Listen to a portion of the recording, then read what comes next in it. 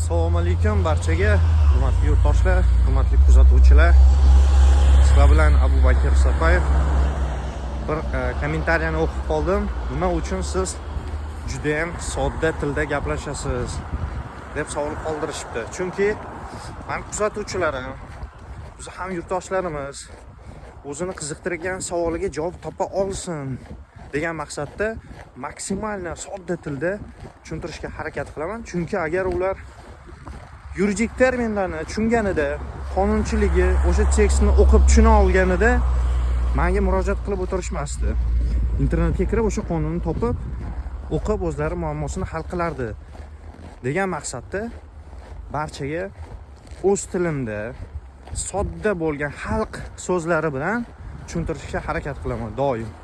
Shuning uchun ham men o'ylaymanki, meni kuzatuvchilarim shuni hurmat qilib, shuni asosida meni kuzatishadi va qo'llab-quvvatlab kelishmoqda. E'tiboringlar uchun rahmat. Barchalarga minnatdorman. Qo'llab-quvvatlab turasizlar degan umiddaman. Like bosib, obuna bosishni unutmanglar. Hammalarga rahmat.